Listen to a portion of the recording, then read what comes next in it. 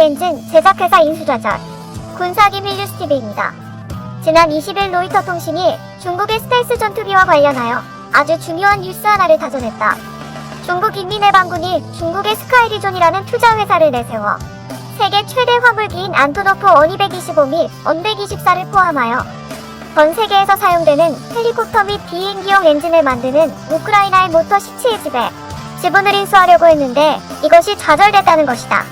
중국 입장에서는 이 모터 시치의 인수를 위해 사활을 건 작업을 펼쳐왔는데 모든 것이 수포로 돌아간 셈이다. 중국이 모터 시치라는 기업의 인수에 목을 맨 이유는 바로 중국이 그렇게도 자랑하는 스텔스 전투기와 관련이 있다. 중국은 왜 모터 시치 회사를 인수하려 했나? 안녕하세요. 군사기밀 뉴스TV입니다. 알람 설정을 하시면 영상 업로드 시 바로 시청하실 수 있습니다. 시청해주셔서 감사합니다. 중국이 미국과 맞서기 위해 가장 심혈을 기울이는 것 중에 하나가 바로 공군력이다. 중국은 사실 항공기 제작에 관한 한 미국이나 러시아 등에 비해 한참 뒤처져 있다.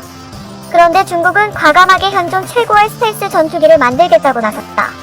비밀리에 개발을 해오던 중국은 드디어 지난 2011년 1월 로버트 게이츠 미 국방장관이 후진타오 주석과 회담을 위해 중국을 방문했을 때 바로 그날 중국 공군은 자체 개발한 첫 스텔스 전투기 제니10 시험 비행을 보여주면서 중국 위국 방력을 만방에 과시했다.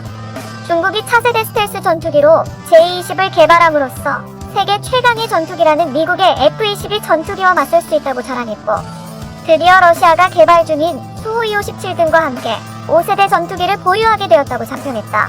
기체의 크기도 F-22나 수호257과 비슷하고 장거리 공대공 미사일 등을 대거 탑재해 막강한 전투력을 발휘할 수 있다는 것이 중국의 설명이었다. 단 미국 측의 분석으로는 스텔스 기능이 아직은 완벽하지 않다는 평가가 나오기는 했다. 그러나 레이더를 포함한 항공 전자장비는 러시아보다 낫다는 분석도 있었다. 그런데 중국이 개발한 제20의 결정적인 문제가 하나 있었다. 바로 제20 스텔스 전투기의 핵심 중의 핵심인 제트 엔진 문제였다. 5세대 스텔스 전투기는 압도적인 기동력과 전투력으로 제공권을 장악한다는 점에서 F-16 수호227 같은 4세대 전투기들과는 기본적으로 차원이 다르다. 무장이 더 강력해졌기 때문에 당연히 무거운 이륙 중량을 감당해야 하고, 그러면서도 민첩하고 공중 기동 능력도 더 빠르고 뛰어나야 한다. 그러기 위해 절대적으로 필요한 것이 강력한 성능을 가진 제트 엔진이다.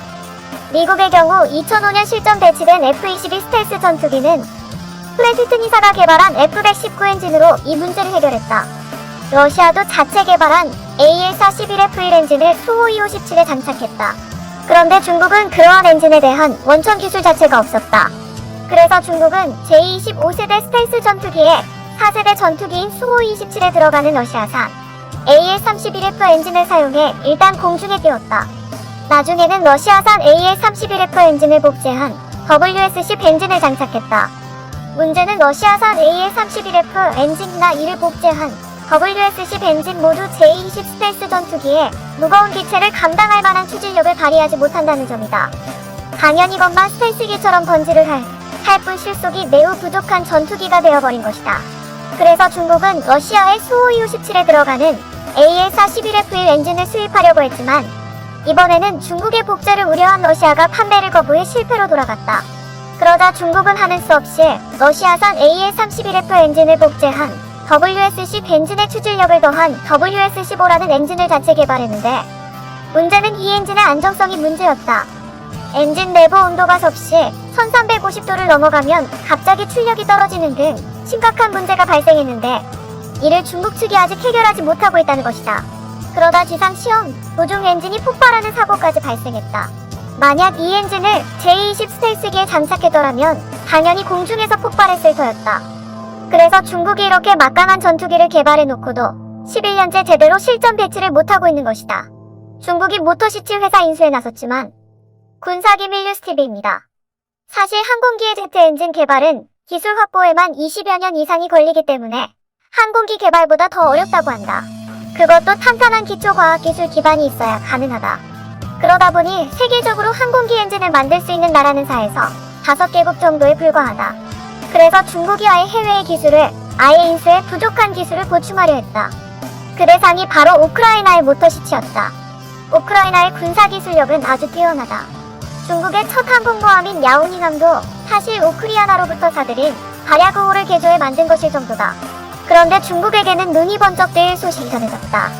옛 소련 당시 군용기와 민간 항공기 엔진을 만들던 국영기업이었던 모터 시치가 경영난에 봉착하면서 뇌물로 나온 것이다. 모터 시치는 우크라이나가 독립한 이후 민영화됐는데 옛 소련 해체 이후에도 러시아에 엔진 공급을 계속해왔었다. 그러다가 2014년 러시아의 크림반도 합병으로 양국이 적대관계가 된 이후 주문이 끊기면서 경영난에 봉착했다.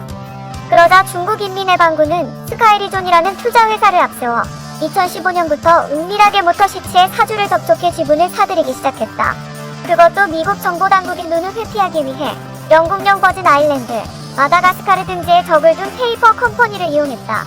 결국 그러한 중국의 작업이 미국 정보당국의 레이더에 걸렸는데 2017년 지분 매집 사실이 드러났을 때는 이미 50% 이상이 중국 측에 넘어간 뒤였다. 이때부터 미중 간 외교전이 본격화된다. 우크라이나 정부는 즉각 중국 측 지분을 동결하고 단독점위원회에서 이 거래의 적절성을 심의하기 시작했다.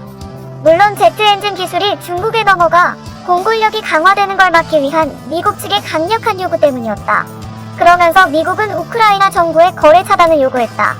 하지만 중국에 대한 무역 의존도가 높은 우크라이나는 쉽사리 결단을 내리지 못하고 망설이다 2019년 존 볼튼 당시 백악관 국가안보보좌관이 직접 우크라이나로 날아가 설득 작업에 들어갔다.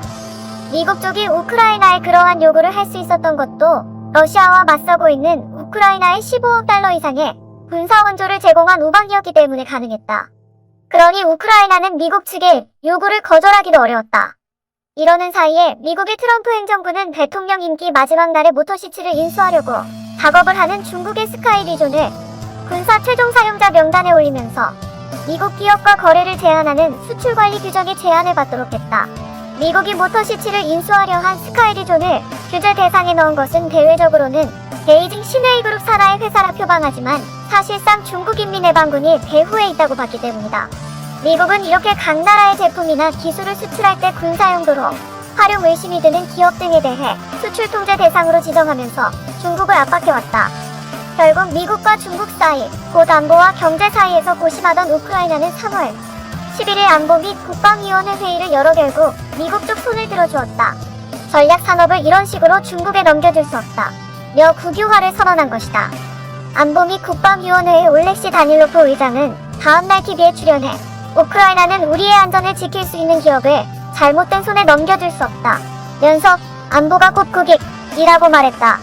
이와 함께 블라디미르 제렌스키 우크라이나 대통령은 스카이리존에 대한 제재를 부과하는 법령에 서명했으며 3월 내 모터시치의 국유화 법안을 의회에 제출하기로 했다. 마지막 순간에 모터시치의 최대 주주인 스카이리존이 주주총회를 열어 소유권 이전을 시도했지만 우크라이나 법원은 이에 대한 동결 결정을 내리면서 무산되었다. 그러자 중국은 국제중재재판소에 35억 달러의 손해배상을 요구하는 소송을 제기했지만 결과가 어떻게 나오든 이 기업 인수를 통해 미국에 맞설 수 있는 공군력을 갖추려던 꿈은 무너지고 말았다. 중국은 1대1로의 중요한 거점으로 우크라이나를 선택했다.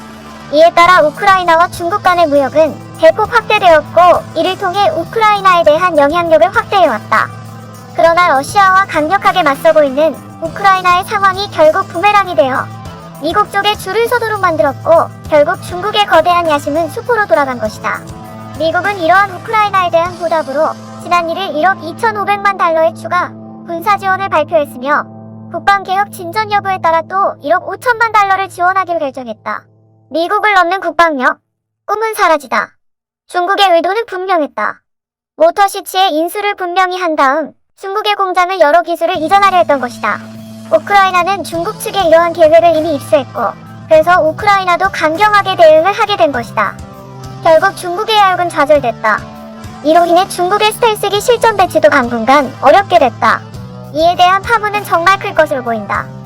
3월 11일 막을 내린 전국인민대표대회에서 올해 중국의 국방 예산이 작년보다 6.8% 오른 2,090억 달러 규모로 확정됐다. 중국 관영 매체들은 처음으로 2,000억 달러를 넘어섰다. 고 은근히 자랑도 했다. 그러면서 중국의 국방력이 곧 미국을 넘어설 수 있을 것이라는 기대도 내비쳤다. 그러나 이러한 중국의 꿈은 공연불이 될 가능성이 높아졌다. 중국은 시시때때로 미국의 국방력을 넘어설 수 있는 핵심 무기로 스텔스 전투기를 꼽았다. 그러면서 스텔스 전투기 제니시, 대형 수송기 위니십 중형 수송 헬기 J10 등을 잇따라 실전에 배치했다고 대대적으로 선전했다. 이들을 동원해 미군 기지가 있는 하와이까지 공격할 수 있을 것이라고 장담하기도 했다. 그렇게 중국의 자부심으로 내세우던 스텔스 전투기 J-20이 지금 50여 대 실전 배치되어 있다.